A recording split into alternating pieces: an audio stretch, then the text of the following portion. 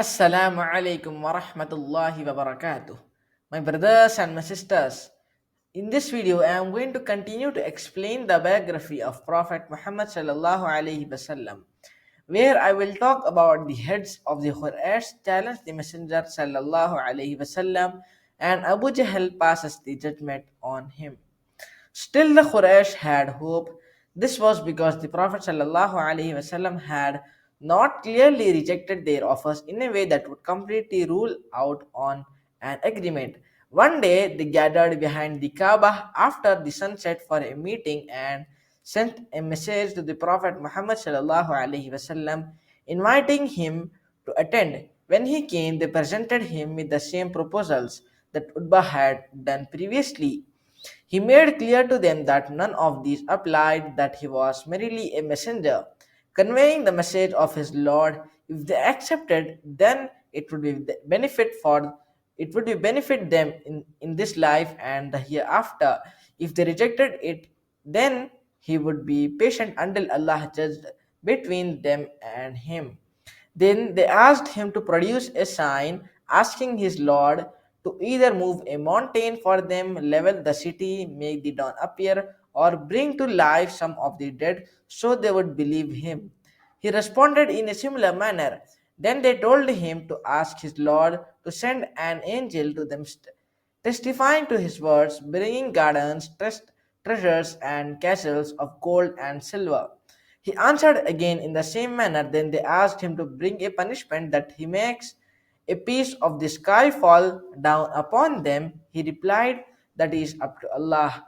He does as he wills. As this, they criticized him sharply then and treated him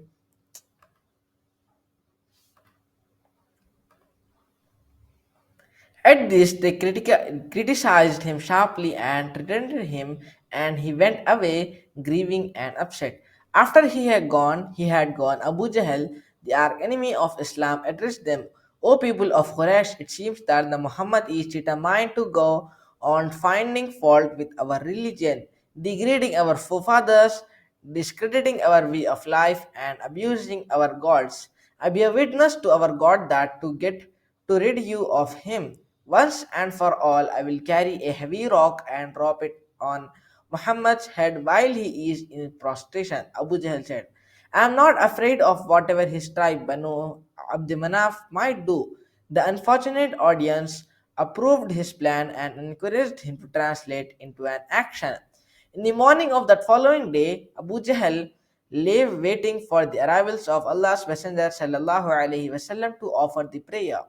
The people of Quraysh were in their assembly rooms waiting for the news. When the Prophet ﷺ prostrated himself, Abu Jahl proceeded carrying the big rock to fulfill his wicked intention.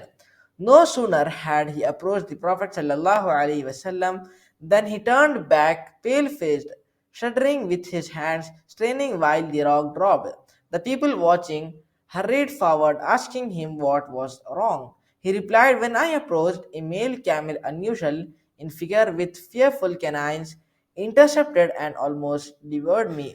Ibn Ishaq reported that the Prophet ﷺ, in the context of this comment on the incident, said that it was Jibreel alayhi salam. If Abu Jahl had approached closer, he would have killed him. Then the Quraysh attempt to negotiate. Although the Quraysh tried to challenge the Prophet ﷺ and Abu Jahl tried to kill him, they still hoped to come to some terms of agreement with the Prophet ﷺ. Since they were not completely convinced that he was false, rather they felt about the message, as Allah said, they are in grave doubt concerning it. لَفِي شَكٍّ مِّنْهُ مُرِيدٍ, they are in grave doubt concerning it. They saw that the Prophet ﷺ was firm in that matter of his religion, and they wanted to meet him somewhere in the middle of the road. They were willing to give up some of their faith, requesting him to give up some of his. They thought that through this method they would be able to arrive at the truth if what he called them to was intended to. Ibn Ishaq reported that some people were mocking Allah's messenger while he was circumambulating around the Kaaba. They included Al-Aswad bin Abdul Muttalib bin Asad bin Al-Uzza and some other people. أيها الكافرون لا أعبد ما تعبدون. Say, O you believers, I will not worship what you worship, to the end of this surah. Abdi bin Humayd and others reported that Ibn Abbas said that Quraysh said, if you submit to our gods, then we will worship your God. So then again Allah revealed, قُلْ يَا أَيُّهَا الْكَافِرُونَ. Say, O you disbelievers, to the end of this surah. And others reported that Ibn Abbas said that the Quraysh said, worship our gods for 1 year and we will worship your God for 1 year. Then again Allah revealed, قل أفغير الله تأمروني أعبد أيها الجاهلون.